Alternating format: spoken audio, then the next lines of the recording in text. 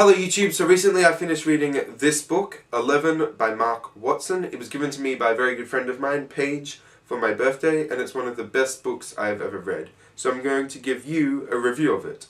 It follows DJ Xavier Ireland, who is a midnight to 4 radio host in London. And it follows his life and his choices, but mainly it follows one specific decision he makes, which may seem quite innocuous, but how it affects 11 different people throughout the city of London, just through a different chain of events. Now, what separates this book from a lot of other books that I've read is that it has a complete omniscient narrator. That is, a narrator who knows everything. There are bits in the book where you may come across a character that is only there for a page, and the narrator basically tells you what happens to that person through their whole life, and then how they die. And not only can that be very confronting, it's a very different style, and it gives you closure, but it also doesn't give you closure in the way you want it. Now, those people aren't really important to the rest of the book, those small characters, but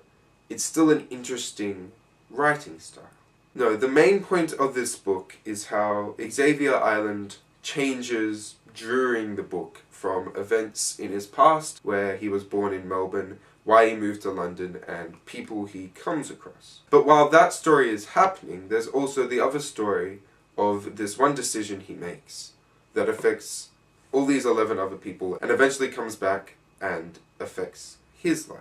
And it made me think a ridiculous amount about my own choices, about my own decisions, and how I don't know the millions of consequences my decisions could make. How if I make one decision, it may affect one person into making another decision, which may affect another person, which may affect another person, all making different decisions, but because of the first decision that I made.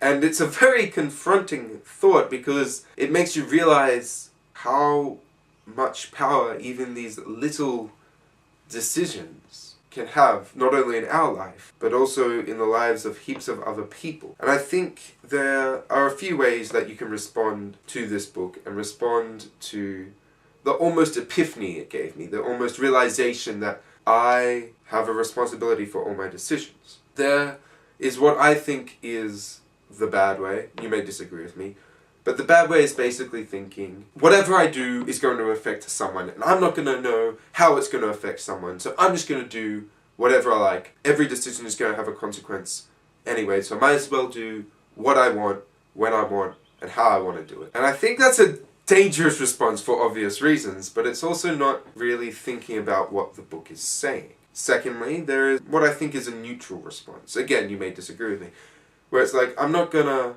do whatever I want to do. I'm going to try and do the right thing, but I'm not going to be bothered if I do a bad thing, or if I make a bad choice here, if I kind of bend the truth here or do a decision here. I'm still doing other good things. You take a neutral response. You realize that your decisions are going to have consequences, but you're not going to worry about it. It's not going to intrude into your thinking. And finally, there is what I would like to say is the good response, but I don't know. It's the response that I want to take. It's where you think through your decisions. Not every single decision, like not what you're going to have for lunch today, or not what you're going to wear today. I'm not saying those aren't important decisions. I'm just saying they're not decisions that you should spend a lot of your mental energy on. I'm saying that I'm going to try and look at my decisions and try to examine how they could affect other people, even in ways that I don't know about. It may be difficult, and it may be a different way to live my life to what I've done before. But from what I've read in this book, it's really inspired me to try and take responsibility for most, if not all, of my decisions that I make in my life. I would highly recommend this book, and I would like to thank my friend Paige for giving it to me for my birthday. I hope that some of you may go out and purchase it and read it and get as much out of it as I did. I hope you have an awesome week. I'll see you next week, and don't forget to be awesome. And here's just the cover of the book up close so you can see it better.